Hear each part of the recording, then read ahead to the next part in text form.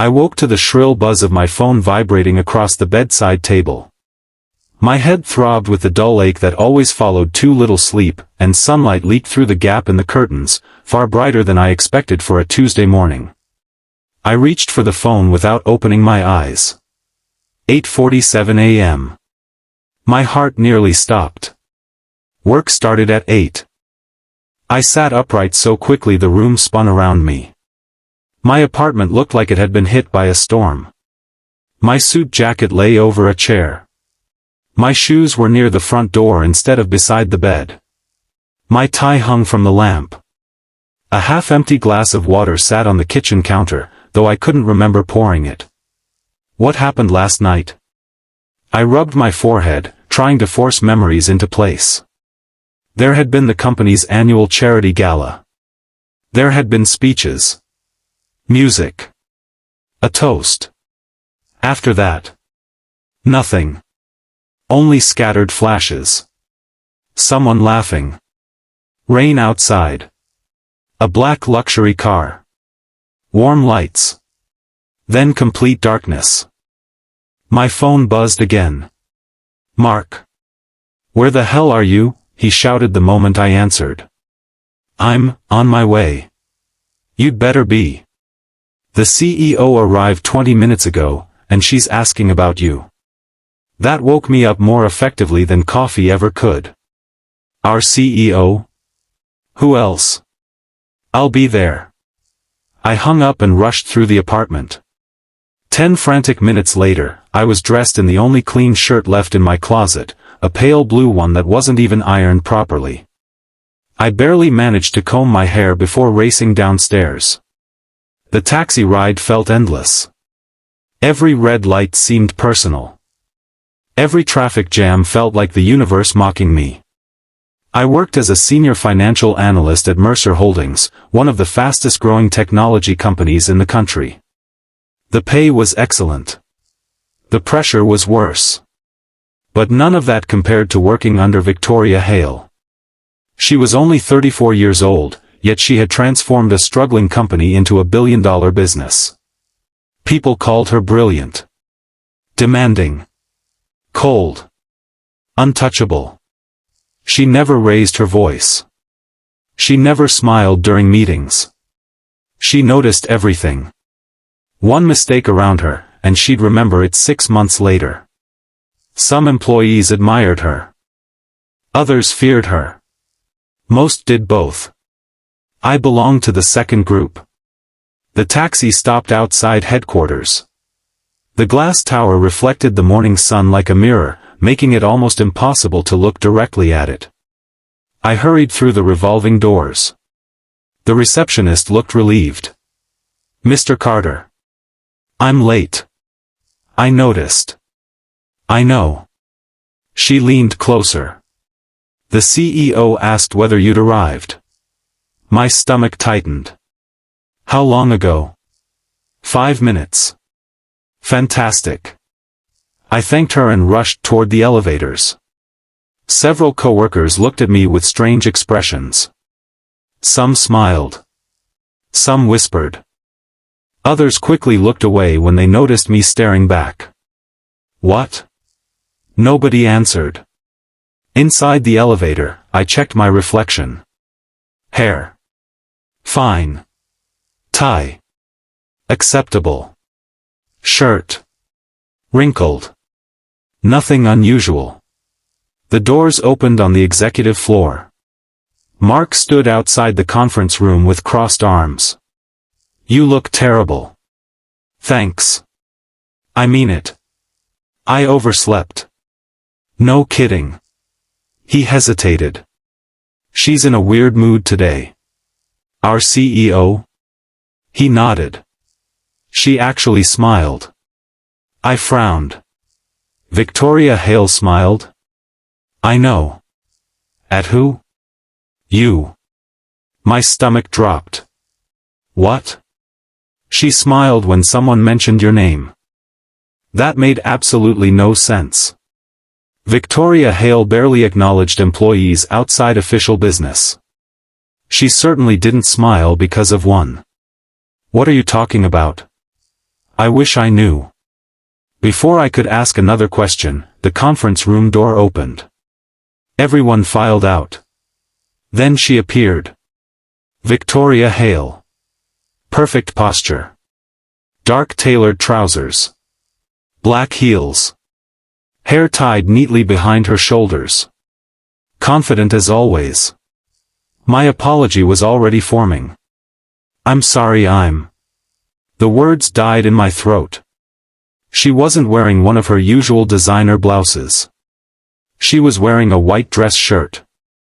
A very familiar white dress shirt. Mine. I recognized the tiny blue thread near the left cuff where I'd once caught it on a cabinet. I recognized the slightly uneven stitching near the collar that my mother had repaired years earlier. There was no doubt. It was mine. Before I could stop myself, the question escaped.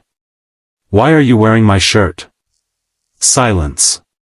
Every conversation outside the conference room stopped. Half the department turned toward us. Mark looked ready to disappear into the floor. Victoria met my eyes. Instead of looking offended, she smiled. Not politely. Not professionally. Almost playfully. She stepped closer until only a few feet separated us. Don't you remember last night? The hallway froze. Someone dropped a folder. Several people stared between us as though they just witnessed lightning strike indoors. I opened my mouth. Nothing came out. Remember? Remember what? She tilted her head. I suppose you really don't. Then, without another explanation, she walked past me toward her office. The whispers began immediately. Did you hear that? What was that about? His shirt? Last night? This has to be a joke.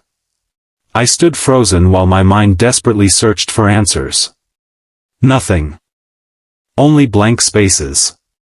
Mark grabbed my arm. What did you do? I don't know. You don't know? I honestly don't. You don't remember giving the CEO your shirt? No. He stared. You hit your head? Maybe. This is insane. I agreed. The next hour became one of the longest of my life. Nobody focused on work. Every time I walked through the office, conversations stopped. People pretended to read emails. Pretended to organize files. Pretended not to watch me. Even human resources looked unusually interested. By 10 o'clock, rumors had probably spread to every department. My inbox filled with messages. You okay? Everything all right? What happened at the gala? Were you with the CEO? I ignored everyone. At 10:18, another email arrived. From Victoria Hale. Subject. Please come to my office. Immediately. My pulse quickened. I knocked. Come in. Her office overlooked the entire city. Floor-to-ceiling windows stretched behind her desk. Everything inside reflected perfect organization. Except one thing. My shirt still rested on her shoulders. She looked up from several documents. Close the door. I obeyed. She studied me for several seconds before speaking. You truly don't remember? No. Nothing? I remember arriving at the gala. And? The speeches. The charity auction. A drink. Then everything goes blank. She sighed quietly. I suspected as much. What happened? Instead of answering, she walked toward the coffee machine. Coffee? Please. She handed me a cup. You rarely drink alcohol. Exactly. So why did you accept 3 glasses of champagne? I honestly don't know. You were celebrating. Celebrating what? You won Employee of the Year. Right. Now I remembered standing on stage. Applause.